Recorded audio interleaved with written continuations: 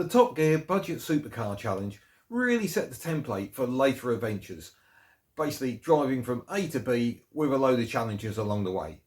But can we see what happened to these cars after they were featured in the programme? Keep watching to find out.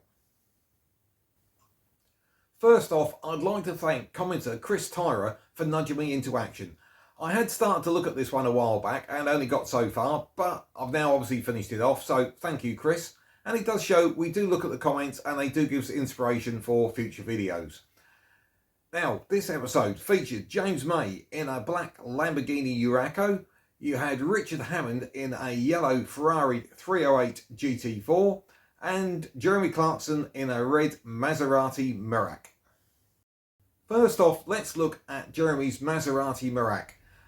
That was registration number JOK229N, and this memorably didn't make the end of the challenge. It blew up, or engine blew up about 3/4 of the way through, and it deposited Jeremy's big end all over James May, and Jeremy ended up in a bush.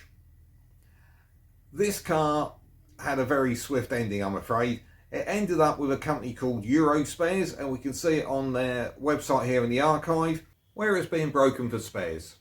I first got it recorded there in 2007. I imagine it probably arrived there a little bit earlier, and the last record I have of it is 2012, and by that time I assume it's been reduced to its sort of component parts. Interestingly, on some of the forums I did find comments from people who had contacted Spares wanting the shell to restore other vehicles with, but Spares said they had destroyed it. Interestingly, they don't seem to have told DVLA because it's still showing as an active vehicle on there. So Jeremy's Maserati is definitely scrapped though. So next up, we've got Richard Hammond's 1979 Ferrari 308 GT4, registration number A11RFT. And that registration number immediately gives us a little problem.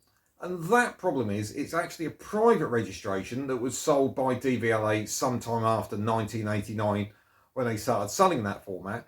But it should never have been applied to a car older than 1983, which was when A prefix number plates came out. And this car was 1979, so something's gone a bit wrong there, but hey ho. This car next appeared on television in February 2006, so just a couple of months after the Top Gear programme aired. And it was on a programme called Petrolheads, which was a short-lived BBC TV series. And Richard appeared as a contestant where he had to blindfold park a car between two others whilst being guided by his teammate. Now, supposedly unbeknown to Richard, they swapped one of the cars for his Ferrari after he'd been blindfolded, and he had to park the car in between. And during this, he ended up running into the Ferrari. I don't really buy this routine. I think it's unlikely he would have had the car restored in that short period of time. And the other thing is, would he drive into his own car? I don't buy any of that, I'm afraid. I think it was all done for TV, but a bit of entertainment anyway. Now, if we look on DVLA for this car, we get absolutely nothing. A11 RFT doesn't come up. It's not on my car check. It's just completely AWOL.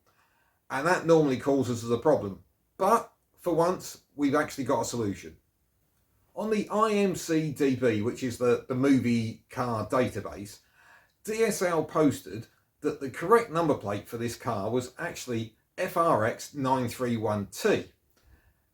Now, I've learned to my cost in the past that I shouldn't rely on one source of information, so I needed to do some cross-checking on this, and I managed to find something. Now, if we look on my car check, it shows us that the last four digits of this this car's chassis number, was 4216. And incredibly, on the barchetta.cc website, which is some form of classic car portal, I found this very old page where they'd listed the interesting Ferraris from the 1997 Coys Festival at Silverstone, so nearly 30 years ago. And if we scroll down, here we have it. A11 RFT, so number plate that we were expecting to see. And it's got the chassis number 14216. So that matches what's on my car check. So it was originally FRX. Between 89 and 97 got changed to RFT. and then after Top Gear it reverted back to the FRX registration. If we stick with my car check, we can see there was a change of keeper in June 2006, and that's a few months after it had its television appearances, so seems reasonable time after that for them to dispose of the car. It then went in for an MOT in the October 06. Now this is the first electronic record I've got on an MOT, because this is around the time they were introduced, but unfortunately it failed, and there was mention of sort of reasonable bits of corrosion. It didn't reappear for another MOT until May 2007, but to be fair, it passed that one straight away, so it was back on the road. 18 months later, in the October of 08, it had another change of keeper, but also had another MOT. Minor fail, but then was on the road again. It then had another MOT pass in September 09, but at the back end of 2010, unfortunately, the tax and MOT, we can see, have both run out, and it's gone quiet since then. There's been no change of keeper, and there's no certificate of destruction. I can find nothing online at all about this car. Instinct, it's still in the hands of whoever had it on the road last, and is just been parked up, or is just part of a private collection. Of course, unless you guys out there know something that we don't. So finally, we have James May's 1974 black Lamborghini Urraco, registration number SRW48N. Now, on this car, the records I've got is the last MOT pass was in May 2005, so probably just before the filming of the Top Gear programme. But this MOT expired a year later in the May, along with the tax. And that's it for UK records on that car being on the road. But we got very little on this one, and that can make it very hard to track any future history. But not this time. As mentioned by one of the comment replies to Chris, this car was actually up for sale in Australia, and it's Old Timer Classics in Queensland, Australia.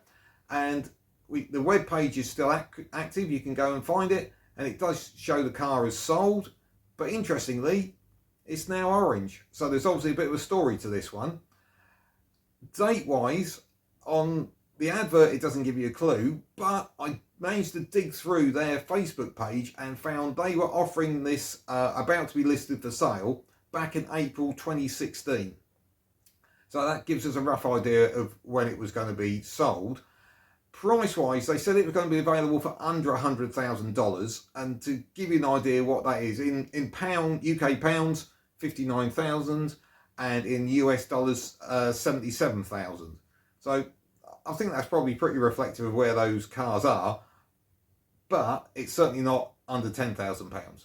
According to Old Timer Classics description, the owner prior to the BBC sold it due to ill health, and obviously it then went into the programme. Afterwards, it was sold to a UK Lamborghini collector apparently, who decided to do some restoration work on it, felt it needed a repaint, so that's how it turned up in orange, and also gave an interior retrim, and that was in black and tan. So there's certainly been some serious money spent on that car.